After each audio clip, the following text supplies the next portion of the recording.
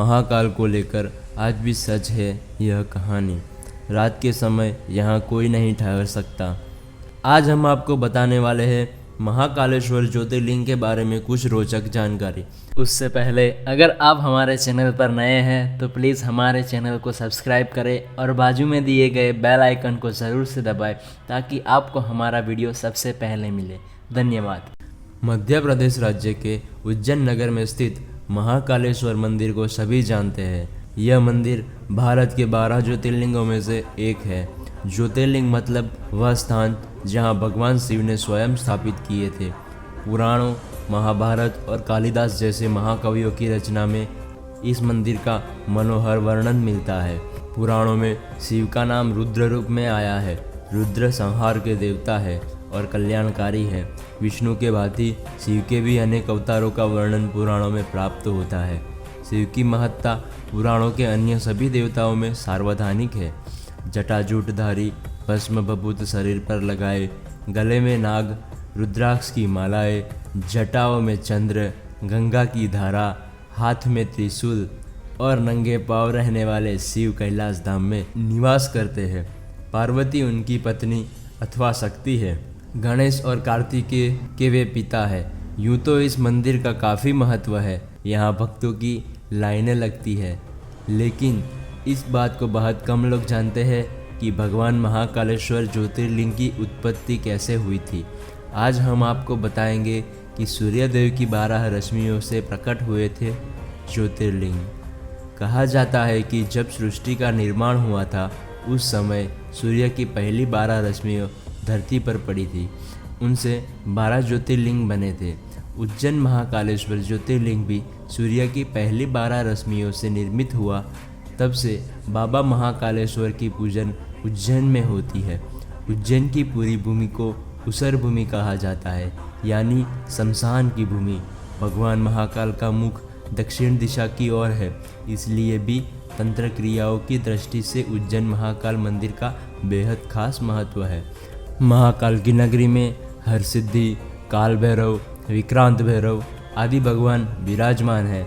उज्जैन में महाकालेश्वर मंदिर परिसर में कई देवी देवताओं के मंदिर है। महाकाल बाबा के दर्शन के लिए मुख्य द्वार से गर्भगृह तक कतार में लगकर श्रद्धालु पहुंचते हैं। मंदिर में एक प्राचीन काल कुंड भी है। यहाँ स्नान करने से पवित्र होने और पाप व संकट नाश होने के बारे में कहा जाता है। महाकालेश्वर मंदिर 3 खंडों में है। नीचे वाले हिस्से में महाकालेश्वर स्वयं है, बीच के हिस्से में ओमकारेश्वर है, ऊपर के हिस्से में भगवान नागचंद्रेश्वर है। भगवान महाकालेश्वर के गर्भगृह में माता पार्वती, भगवान गणेश एवं कार्तिकेय की मूर्तियों के दर्शन किए जा सकते हैं। जानकारी के लिए आपको बता दें कि भगवान श्री कृष्ण ने भी अपनी शिक्षा उज्जैन से ही ग्रहण की थी। उज्जैन की ख्याति प्राचीन काल से ही धार्मिक नगरी के तौर पर देखी गई है। यहाँ लंबे समय राजा महाराजा विक्रमादित्य का शासन था। राजाओं को नहीं थी उज्जैन में ठहरने की इजाज़त। आपको बता दें कि बाबा महाकाल सृष्टि की उत्पत्ति के साथ स्वयं प्रकट हुए थे। आज भी उज्जैन के राजा महाकाल ही है। बाबा महाकाल के बारे में एक कथा प्रचलित है जो आज भी सच है।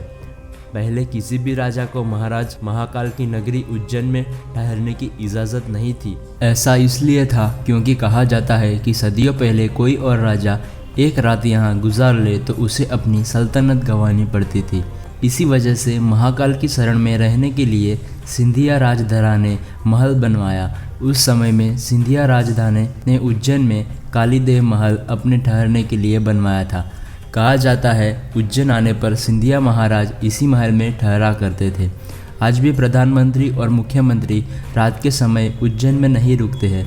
साथ ही कांग्रेस सांसद ज्योतिरादित्य सिंधिया भी इन नगरी में रात के समय नहीं रुकते हैं। यह कथा आज भी उस जमाने की तरह ही सच है। आज भी उज्जैन के राजा बाबा महाकाल ही है। क्यों होती है भस्म की आरती? शिव पुराण के अनुसार भस्म सृष्टि का सार है। एक दिन पूरी सृष्टि इसी राख में रूप में परिवर्तन होनी है। सृष्टि के सार भस्म को भगवान शिव सदैव धारण किए रहते हैं। इसका अर्थ है कि एक दिन यह संपूर्ण सृष्टि शिवजी में विलीन हो जाएगी। ऐसे मान्यताएं है कि शिवजी को अर्पित की गई भस्म का तिलक लगाना चाहिए। जिस प्रकार भस्म से कई प्रकार की वस्तुएं शुद्ध व साफ की जाती है, उसी प्रकार भगवान शिव को अर्पित की गई भस्म का तिलक लगाने से अक्षय पुण्य की प्राप्ति होती है। साथ ही कई जन्मों के पाप से भी मुक्ति मिल जाएगी। महाकाल की पूजा में भस्म का विशेष महत्व है और यही इनका सबसे प्रमुख प्रसाद है। ऐसी धारणा है कि शिव के ऊपर चढ़े हुए भस्म का प्रसाद ग्रहण करने मात्र से रोग दोष से मुक्ति मिलती है। अगर आपको हमारा ये वीडियो अच्छा लगा है तो इसे लाइक और शेयर करना ना भूलें।